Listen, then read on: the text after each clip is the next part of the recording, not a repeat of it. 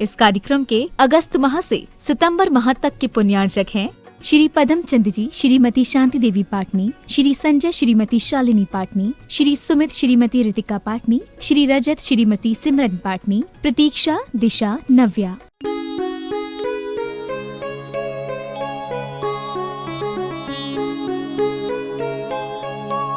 धर्मस्नेह भवात्मा हो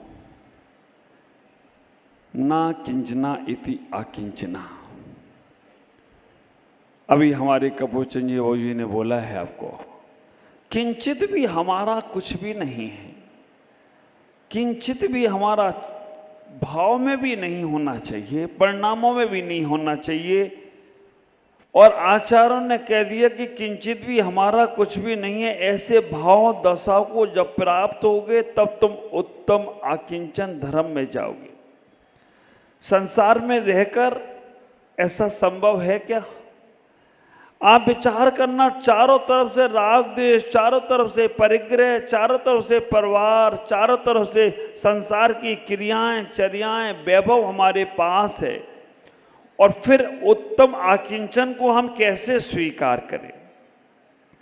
उत्तम आकिंचन धर्म आचार्यों का मूल गुण है, और आचार्यों का मूल गुण होने के साथ साथ, आचार्यों को मूल गुण बताने के साथ साथ कह दिया कि पीछी कमंडल और जो शास्त्र जो ने दीक्षा में दिया गया, उत्तम आकिंचन धर्म को स्वीकार करना है तो कुंद कुंद स्वामी कहते हैं कि इन पीछी कमंडल से भी राग मत करना।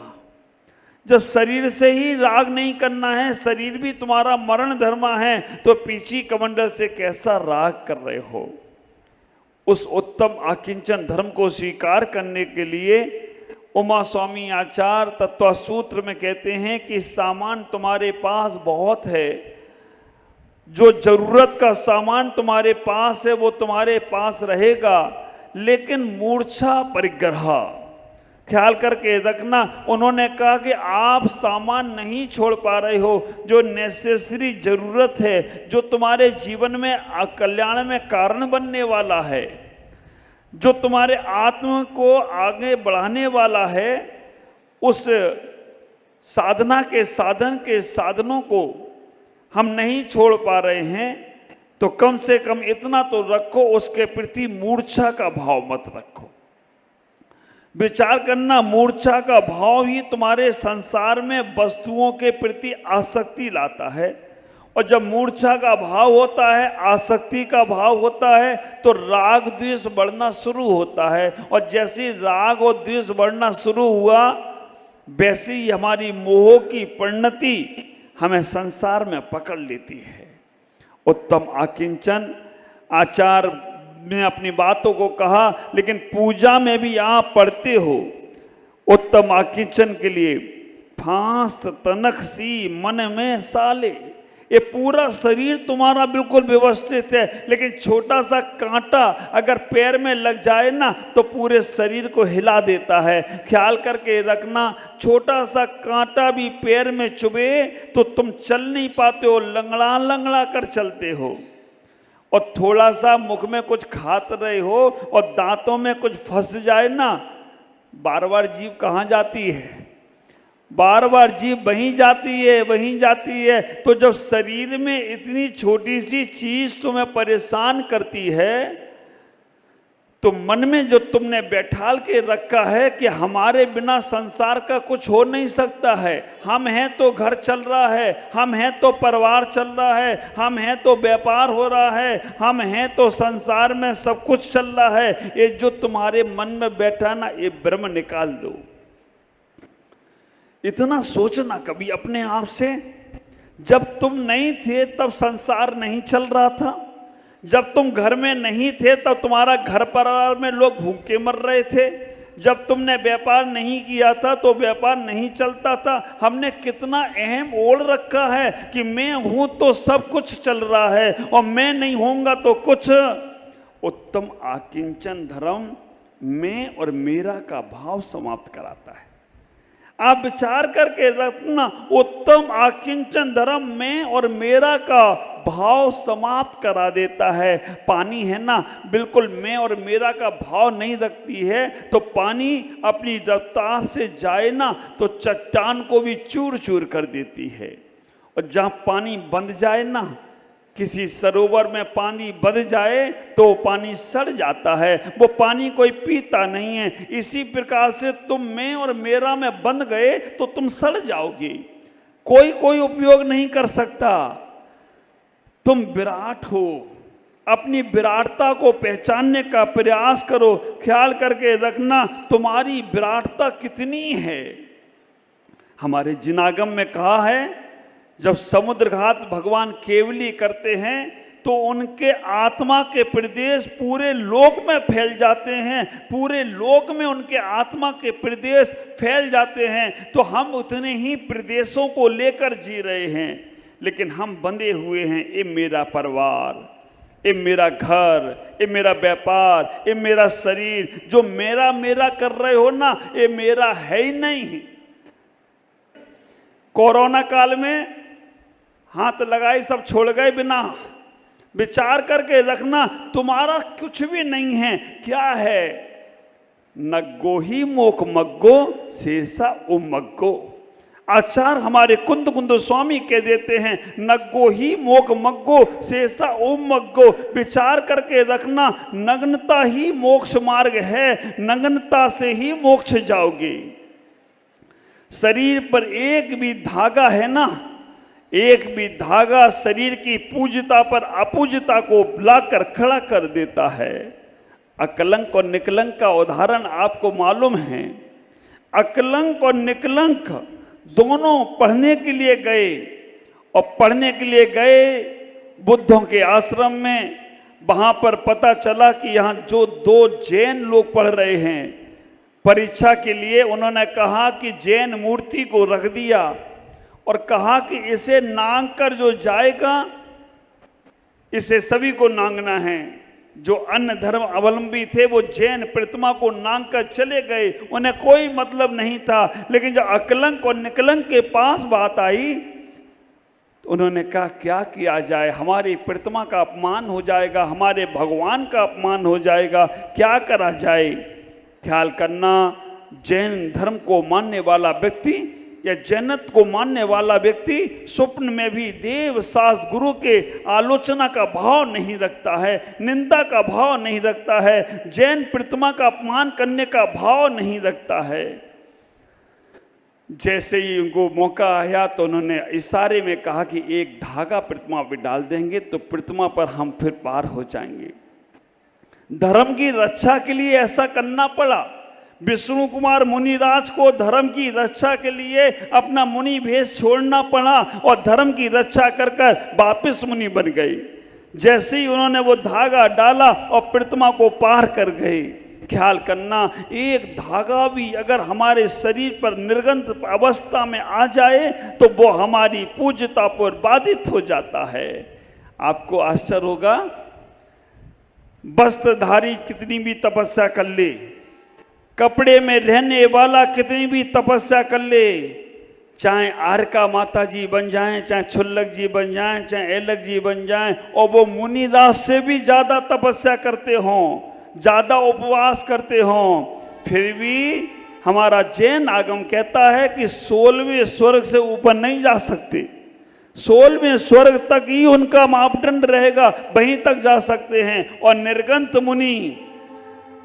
मुनि थोड़ी भी साधना कर ले, कैसी भी साधना कर ले, निर्गंत मुनि 9 ग्रेवेक तक जा सकता है, 9 अनदिश तक जा सकता है, सर्वास सिद्धि तक जा सकता है, और तो और निर्वाण को भी चला जाए तो कोई आश्चर्य की बात नहीं है। ख्याल करना, नग्गो ही मोक मग्गो। वस्त्रों के साथ अगर तुम जीवन जी रहे हो, सोच लो कि हम उत्तम आकिंचन धर्म को प्राप्त कर लें तो बहुत मुश्किल है।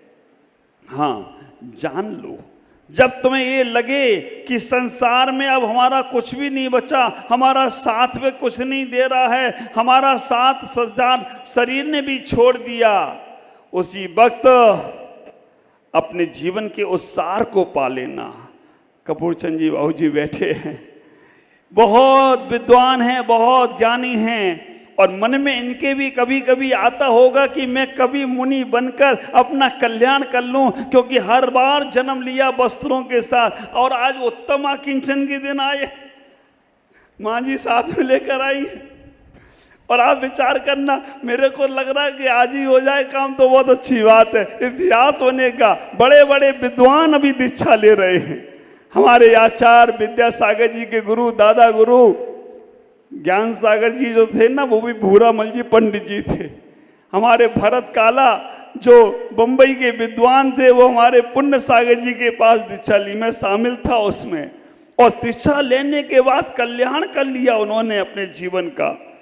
ऐसा सौभाग्य, ऐसा पुण्य हमारे बाबूजी का भी जाग जाए, एक गुवाहाटी का इतिहास स्वर्ण अक्षरों में लिखने वाला हो तो कोई आश्चर्य की बात नहीं होगी। हम इतना ही विचार कर लें, उत्तम आकिंचन धर्म को स्वीकार कर लो, क्योंकि मालूम है हम सबको हमारे साथ कुछ भी जाने वाला नहीं है। ना परिवार जाएगा, ना बच्चे जाएंगे, ना व्यापार जाएगा, जब शरीर ही नहीं जाने वाला है। शरीर भी हमारा यही साथ छोड़ने वाला है। और विचार करना, अगर हमारा मन उत्तम आकिंचन में लग जाता है, किंचित भी हमसे ना छूटे, तो कम से कम आचार्यों ने कहा राग द्वेष का भाव छोड़ दो, आसक्ति का भाव छोड़ दो।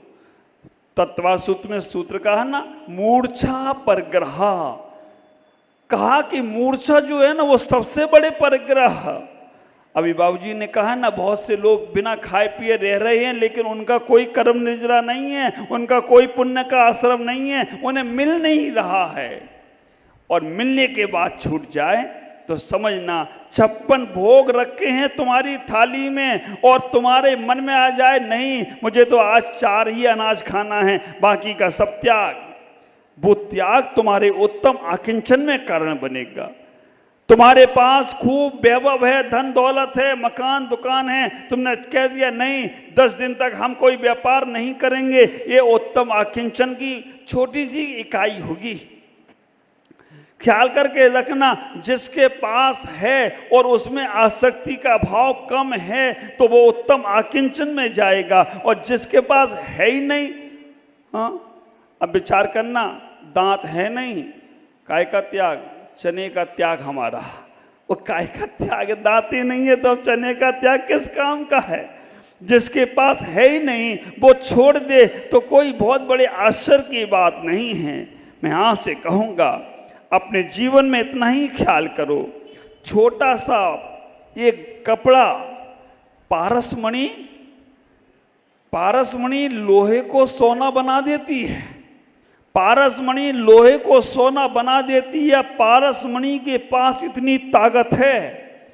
पारसमणि एक बार एक कुएं में चली गई, बावड़ी में चली गई। उस पारसमणि को ढूंढने के लिए हाथी को सोने की जंजीरें पहनाकर, सोने की उसको जंजीरें पहनाकर उसमें भेजा गया बावड़ी में। उसकी सोने की जंजीरें, सोने की बेड़ियां, सोने का सांकलें सब लोहे की, सोने की हो गई। पारसमणि, ख्याल करना, पारसमणि लोहे को सोना बना सकती है, लेकिन शर्त एक होना चाहिए, लोहे में जंग नहीं होना चाहिए। अगर लोहे में जंग लगी है, लोहा जंग लगा हुआ है, तो पारसमणि लोहे को सोना बनाने वाली नहीं है। ख्याल करना, हम तुम्हें जगा सकते हैं। ख्याल करो, संत सोते को जगाने आते हैं, संत सोते को जगाने आते हैं, जागते को चलना सिखाने आते हैं। जागो या ना जागो ये तो तुम्हारे ऊपर है। संत तुम्हें भगवान बनाने आते हैं, संत तुम्हें तुमसे मिलाकर भगवान बनाने आते हैं। ख्याल करके रखना, चित्र तो टीवी में भी देख लोगे, लेकिन जो तुम्हारे भावों को, परिणामों को निर्मल करना है वो हमारे संत के दर्शन से होते हैं। हमारे रिद्धिधारी मुनिराज आज नहीं हैं, लेकिन रिद्धिधारी मुनिराज जहाँ बैठ जाते हैं ना, वहाँ का वातावरण पूरा पवित्र और पावन हो जाता है। और ये गुवाहाटी ही नहीं, पूरे पूर्वोत्तर का, पूर्वांचल का इतिहास रच रहा है। एक गुवाहाटी स्वर्ण अक्षरों में इतिहास लिखा जा रहा है, जहां 500-700 शिवरार्थी बैठे हैं, केवल आत्म कल्याण के पिपासु। पंजाब कहां कहां से वो शिवरार्थी केवल आत्म कल्याण की भावनाओं को लेकर आई। जितने अंशों में तुम्हारा घर छूटा है ना, उतना तुम्हारा पुण्य बढ़ता जा रहा है। अब आप विचार करना, हमारे घर में भी रहो तो आसक्ति मत रखो, अनासक्त। मैंने एक दिन बोला था ना, जिनको अपना कल्याण करना है तो वो उदास होने लगे। घर की क्रियाएं, चर्याएं, चर्चाएं, कोई इंटरेस्ट मत दिखाओ उनमें, क्योंकि वो तो होना ही होना है। खाना तुम्हें मिलना ही मिलना है। उदास होकर खाओगे तो भी और उत्साहपूर्वक खाओगे तो भी। लेकिन हम केवल वो भोजन भी इसलिए करें कि मैं इस शरीर को धर्म ध्यान में लगा सकूं, मैं इस शरीर को योग में लगा सकूं, मैं इस शरीर को अपने जीवन में आगे बढ़ा सकूं। शरीर की भी आवश्यकता है मोक्ष मार्ग में। ख्याल करके रखना, बिना शरीर के तुम सिद्धालय नहीं जा सकते। शरीर माध्यम खलु धर्म साधनम, जो भी साधन तुम कर रहे हो, ये सब इस शरीर के माध्यम से कर रहे हो। लेकिन शरीर में ही अटके रहोगे तो फिर क्या होगा? शरीर में अटकना नहीं है, शरीर से पार निकलना है। कई मील का पत्थर होता है ना, कलकत्ता फलानी फलानी दूर, दीमापुर इतनी इतनी दूर। हम उस मील के पत्थर को पढ़कर आगे चलते हैं तो कलकत्ता और दीमापुर पहुंचते हैं। अगर मील के पत्थर को पकड़ के बैठ जाओ, मेरा कलकत्ता, मेरा दीमापुर, तो क्या, ना पत्थर खिसकेगा ना तुम खिसकोगे, वहीं के वहीं पड़े रहोगे। तो ख्याल करना, एक ग्रंथों को पढ़ने के बाद, संतों को सुनने के बाद, भगवंतों के दर्शन करने के बाद हमें खुद आगे बढ़ना पड़ेगा। एक बात का ख्याल रखना, साया बनकर सब साथ चलें, इसके भरोसे मत रहना। साया बनकर सब साथ चलें, इसके भरोसे मत रहना।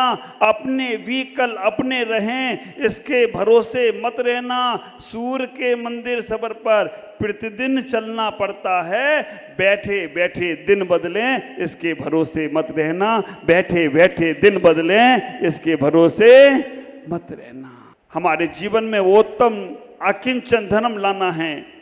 कहते हैं ना, एक लंगोटी की चाह पूरी दुनिया बसा देती है।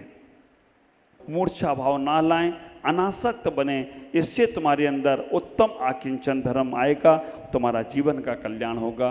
ओम ह्रीं उत्तम आकिंचन धर्मंगाय नमः।